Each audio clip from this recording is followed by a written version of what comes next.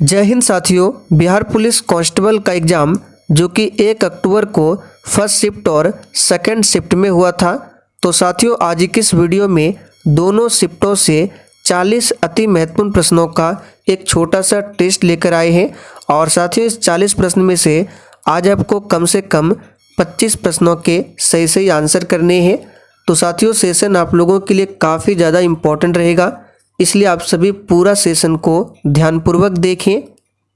तो साथियों पहला क्वेश्चन है, जब चलती बस का चालक अचानक ब्रेक लगाता है तो उसमें बैठे यात्री आगे की दिशा में गिर जाते हैं। इसे समझाया जा सकता है किस नियम द्वारा? सापेक्षता के सिद्धांत द्वारा, न्यूटन के प्रथम गति नियम द्वारा, न्यूटन के दूसरे नियम द्वारा, या फिर डी न्यूटन के तीसरे नियम के द्वारा। बिल्कुल आपको सोच समझकर आंसर करना है।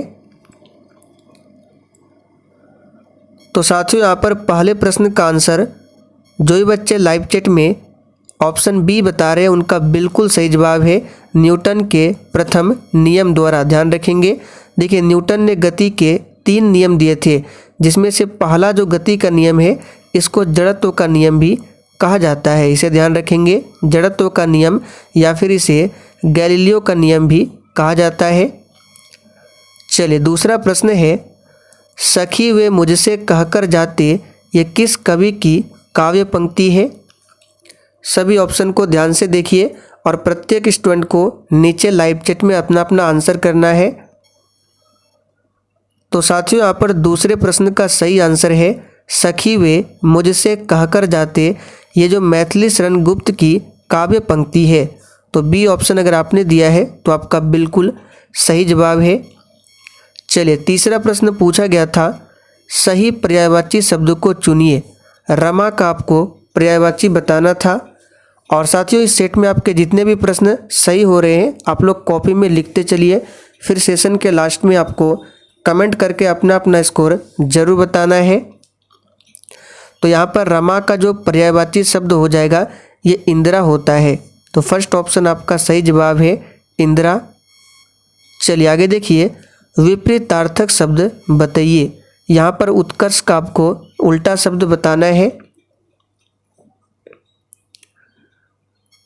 तो बिल्कुल सही आंसर दिए हैं, विपरीतार्थक शब्द का उल्टा हो जाएगा अपकर्ष। क्या हो जाएगा यहाँ पे? उत्कर्ष का उल्टा क्या हो जाएगा? अपकर्ष।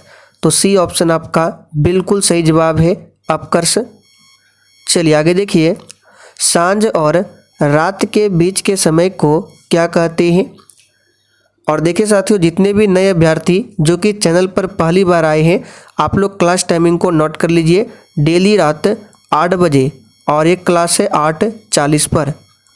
तो बिहार पुलिस एग्जाम के लिए दोनों समय पर प्रैक्टिस सेट की क्लास दी जाती है, तो आप लोग डेली क्लास को अटेंड कीजिए। तो सांझ और रात के बीच का जो समय होता है उसको गोधूली कहा जाता है। तो यहाँ पर सी ऑप्शन अगर आपने दिया है तो आपका बिल्कुल सही जवाब है गोधूली। चलिए आगे देखिए, सार्वभौम संसद की अवधारणा किस देश द्वारा दी गई थी? चलिए बहुत ही शानदार क्वेश्चन पूछा गया है, आंसर कीजिए। सार्वभौम संसद की जो अवधारणा है किस देश के द्वारा दी गई थी? तो प्यारे साथियों इसका सही जवाब है इंग्लैंड यानी कि ब्रिटेन के द्वारा दी गई थी। तो यहाँ पर पहला ऑप्शन आपका सही जवाब है। चलिए आगे देखिए, निम्नलिखित संतों में से कौन महाराष्ट्र क्षेत्र में सक्रिय थे? बिल्कुल सोच समझकर आंसर करना है। और साथियों जिसने अभी तक सेशन को लाइक नहीं किया है प्लीज़ आपसे रिक्वेस्ट है कि आप सभी सेशन को साथ में लाइक भी करते चलें।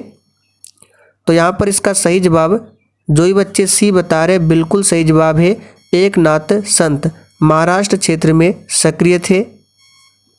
चलिए आगे देखिए, पूछा गया था 79वीं ईस्वी में किस पर्वतीय ज्वालामुखी ने पोम्पेई शहर को राख से दफन कर दिया था? तो साथियों यहाँ पर 8वें प्रश्न का आंसर जो ही बच्चे डी बता रहे हैं उनका बिल्कुल सही जवाब है माउंट वेसुवियस ज्वालामुखी। याद रखिएगा, आप लोग कमेंट करके बता दीजिए माउंट एटना ज्वालामुखी कहाँ पर है। चलिए आगे देखिए, निम्नलिखित में से कौन सा बिहार में घड़ियालों का प्रजनन स्थल है? आंसर कीजिए फटाफट से 9 के लिए। तो साथियों बिहार में घड़ियालों का जो प्रजनन स्थल है ये गंडक नदी है।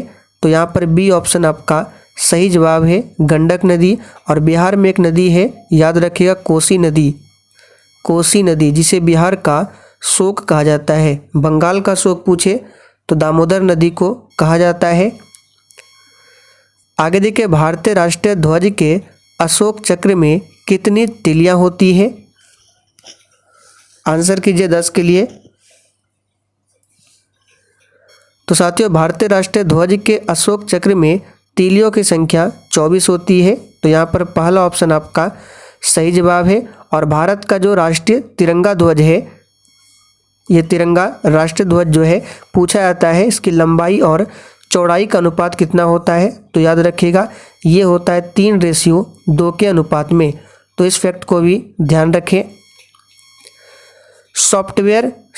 कंप्यूटर सॉफ्टवेयर जैसे विषय आते हैं। तो यहाँ पर 11वें प्रश्न का आंसर क्या हो जाएगा? तो हमने प्रैक्टिस सेट में आपको बताया था कि कंप्यूटर सॉफ्टवेयर जो है ये अवशिष्ट सूची के अंतर्गत आते हैं। तो डी ऑप्शन आपका सही जवाब है। शिक्षा पूछे किस सूची के अंतर्गत आएगा? तो ये समवर्ती सूची के अंतर्गत आता है।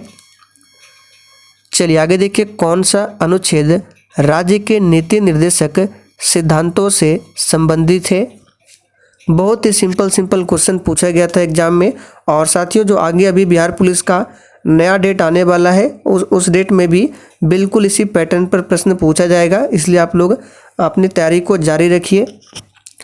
तो इसका सही जवाब क्या हो जाएगा? तो देखिए, नीति निर्देशक सिद्धांत की बात करें तो इसका उल्लेख मिलता है आर्टिकल 36 से लेकर 51 तक में। तो इसके बीच में कौन सा आर्टिकल दिया गया है? तो इसका सही जवाब है अनुच्छेद 44। प्रधानमंत्री केंद्रीय कैबिनेट मंत्रीगण, मुख्यमंत्रीगण और मंत्रिपरिषद सभी सदस्य हैं। तो साथियों ये सभी जो है याद रखिएगा किसके सदस्य होते हैं? तो राष्ट्रीय विकास परिषद के सदस्य होते हैं। आगे देखिए, भारत के नियंत्रक एवं महालेखा परीक्षक का कार्यकाल कितने वर्षों का होता है? तो साथियों भारत के नियंत्रक एवं महालेखा परीक्षक का जो कार्यकाल होता है ये 6 वर्ष का होता है, या फिर 65 वर्ष की उम्र जो भी पहले पूरा हो। और वर्तमान में नियंत्रक एवं महालेखा परीक्षक कौन है? तो गिरीश चंद्र मुर्मू। कौन है? गिरीश चंद्र मुर्मू। और वर्तमान में महान्यायवादी कौन है? तो याद रखिएगा आर वेंकट रमनी, यानी अटॉर्नी जनरल ऑफ इंडिया है आर वेंकट रमनी। निम्नलिखित में से कौन सा कथन सही है? चलिए सभी ऑप्शन को ध्यान से पढ़ते हैं। तो देखिए, फर्स्ट ऑप्शन में है भारतीय संविधान 3 प्रकार की नगर पालिकाओं का प्रावधान करती है। पहला ऑप्शन बिल्कुल सही है। भारत के कैग का मतलब होता है नियंत्रक एवं महालेखा परीक्षक, जिसके बारे में संविधान के आर्टिकल 148 में बताया गया है। और वर्तमान में कैग कौन है? तो गिरीश चंद्र मुर्मू है। तो कैग की नियुक्ति भारत के प्रधानमंत्री द्वारा की जाती है, बिल्कुल गलत है, क्योंकि कैग की नियुक्ति जो है राष्ट्रपति के द्वारा किया जाता है, न कि प्रधानमंत्री के द्वारा। तीसरा ऑप्शन है भारतीय संविधान की अनुसूची 11 भाषाओं से संबंधित है। ये बिल्कुल गलत है, क्योंकि अनुसूची 11 हमने आपको बहुत बार बताया है कि ये पंचायती राज से संबंधित है। भाषा से संबंधित जो है वो 8वीं अनुसूची है, जिसमें 22 भाषाओं का उल्लेख किया गया है। तो बी ऑप्शन भी गलत है, सी ऑप्शन भी गलत है। भारत के राष्ट्रपति का चुनाव 5 वर्ष के कार्यकाल के लिए किया जाता है, ये भी सही है। तो इसका जो आंसर हो जाएगा 1 और डी हो जाएगा। आगे देखिए, किस इतिहासकार ने अकबर द्वारा प्रतिपादित दीन ए इलाही को एक धर्म कहा था? तो याद कीजिए, दीन ए इलाही धर्म के बारे में काफ़ी बार हमने बताया था कि इसकी स्थापना 1582 ईस्वी में किसने किया था? तो अकबर ने किया था। और दीन ए इलाही को धर्म कहा था अबुल फजल ने। आगे देखिए, बंगाल का अंतिम स्वतंत्र शासक कौन था? तो साथियों बंगाल का जो अंतिम स्वतंत्र शासक था कौन था? तो याद रखिएगा इनमें से कोई नहीं, क्योंकि बंगाल का जो अंतिम स्वतंत्र शासक था वो सिराजुद्दौला था। आगे देखिए, बांग्लादेश की स्वतंत्रता की घोषणा कब की गई थी? तो साथियों यहाँ पर 18वें प्रश्न का आंसर हो जाएगा बांग्लादेश की स्वतंत्रता की जो घोषणा है, याद रखिएगा 1971 में किया गया था। चलिए आगे देखिए, अफीम युद्ध किन दो देशों के बीच हुआ था? तो अफीम युद्ध के बारे में भी बताया था कि अफीम युद्ध जो है ये हुआ था किन दो देशों के बीच में? तो इसका सही जवाब है चीन और इंग्लैंड के बीच में हुआ था अफीम युद्ध। आप लोग कमेंट करके बता दीजिए ये युद्ध कब हुआ था। आगे देखिए, सिंधु घाटी सभ्यता के लोग किसकी पूजा करते थे? तो प्यारे साथियों, सिंधु घाटी सभ्यता के लोग जो है किसकी पूजा करते थे? तो पशुपति की पूजा करते थे। तो यहाँ पर बी ऑप्शन आपका सही जवाब है, पशुपति। आगे देखिए, बिहार की निम्नलिखित हस्तियों में से किसको पद्मश्री 2023 से सम्मानित किया गया है? तो साथियों इसे भी हमने करंट अफेयर्स में बताया था, जो 2-3 क्लास आपको कराया था करंट अफेयर्स का। तो इसका सही जवाब है सुभद्रा देवी। सुभद्रा देवी को पद्मश्री 2023 से सम्मानित किया गया है। आगे देखिए, निम्नलिखित में से कौन सा भारत में गरीबी का कारण है? तो बहुत ही सिंपल क्वेश्चन है, गरीबी का कारण क्या क्या हो सकता है यहाँ पे? तो कम पूंजी निर्माण ये है, बुनियादी ढांचे की कमी ये भी है, जनसंख्या का दबाव ये भी है। तो यहाँ पर आंसर जो हो जाएगा इनमें से सभी। आगे देखिए, शकरकंद एक भूमिगत संरचना है जो भोजन का भंडारण करती है। इस पौधे में भोजन कहाँ बनता है? तो यहाँ पर जो इसका आंसर हो जाएगा पत्तियों में, याद रखिए कहाँ पर? पत्तियों में। आगे देखिए, रंध्र का खुलना, देखिए रंध्र को स्टोमाटा भी कहा जाता है। तो रंध्र का खुलना और बंद होना किसके द्वारा किया जाने वाला कार्य है? तो याद रखिएगा ये जो कार्य होता है रक्षक कोशिका का कार्य होता है। तो यहाँ पर डी ऑप्शन आपका सही जवाब है, रक्षक कोशिका। आगे देखिए, प्लाज्मा झिल्ली शब्द किसके द्वारा दिया गया था? चलिए 25 के लिए आंसर कीजिए। और साथियों जिसने अभी तक सेशन को लाइक नहीं किया है फटाफट से आप सभी सेशन को लाइक करें। तो प्लाज्मा झिल्ली शब्द जो है ये 1855 में किसके द्वारा दिया गया था? तो याद रखिएगा नगेली के द्वारा दिया गया था।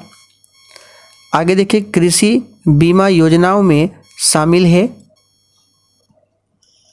तो साथियों कृषि बीमा योजनाओं में प्रधानमंत्री फसल बीमा योजना है, पुनर्गठित मौसम आधारित फसल बीमा योजना ये भी है।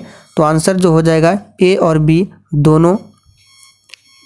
चलिए आगे देखिए, निम्नलिखित में से कौन सा शहर भारत की पहली ई कचरा रिसाइकलिंग इकाई स्थापित किया? तो ये कौन करेगा? तो कर्नाटक की राजधानी बेंगलुरु। और साथियों बेंगलुरु को सिलिकॉन सिटी के नाम से भी जाना जाता है। एक पूछा जाता है साइलेंट वैली, तो केरल को कहा जाता है साइलेंट वैली। और फूलों की घाटी पूछे तो उत्तराखंड। चलिए आगे देखिए, निम्नलिखित में से किसकी स्थापना गोपाल कृष्ण गोखले ने किया था? तो देखिए हिंदी में लिखा गया है भारतीय समाज सेवक, और इसी को इंग्लिश में कहा जाता है सर्वेंट ऑफ इंडिया सोसाइटी। तो बहुत सारे बच्चे यहाँ पे कंफ्यूज कर गए थे, हिंदी में लिखा है भारतीय समाज के सेवक और इंग्लिश में था सर्वेंट ऑफ इंडिया सोसाइटी। तो आपको अगर किसी वर्ड कोई सेंटेंस अगर नहीं समझ में आ रहा है तो इंग्लिश को भी देखना जरूरी है। तो आंसर यहाँ हो जाएगा भारतीय समाज सेवक। अखिल भारतीय दलित वर्ग संघ की स्थापना किसने किया था? तो ये तो बहुत ही सिंपल है, अखिल भारतीय दलित वर्ग संघ की स्थापना किया था भीमराव अंबेडकर ने। याद रखिएगा भीमराव अंबेडकर का जन्म पूछ सकता है, तो याद रखिएगा 14 अप्रैल को इनका जन्म हुआ था। और भीमराव अंबेडकर की बात करें तो ये ड्राफ्टिंग कमेटी, जिसको हिंदी में प्रारूप समिति या फिर मसौदा समिति भी कहा जाता है, इसके कौन थे? तो अध्यक्ष थे। ड्राफ्टिंग कमेटी में टोटल 7 सदस्य थे। डॉक्टर भीमराव अंबेडकर स्वतंत्र भारत के कौन थे? प्रथम कानून मंत्री थे। तो सारे फैक्ट को ध्यान रखें। आगे देखिए, सत्यमेव जयते ये कहाँ से लिया गया है? देख सकते हैं कितना सिंपल क्वेश्चन पूछा गया है। तो साथियों, सत्यमेव जयते की बात करें तो आप सभी जानते हैं ये मुंडक उपनिषद से लिया गया है। तो यहाँ पर बी ऑप्शन आपका सही जवाब है। पुराणों की संख्या कितनी है? तो टोटल 18 पुराण है। वेद कितने हैं? 4 वेद है। वेदांग 6 है और उपनिषद की संख्या 108 है। आगे देखिए, निम्नलिखित में से कौन सा नारा सुभाष चंद्र बोस द्वारा दिया गया है? तो जय जवान जय किसान का नारा लाल बहादुर शास्त्री ने दिया था, ये तो होगा नहीं। यहाँ पर जो आंसर हो जाएगा जय हिंद, जय हिंद का नारा दिया था सुभाष चंद्र बोस ने। चलिए आगे देखिए।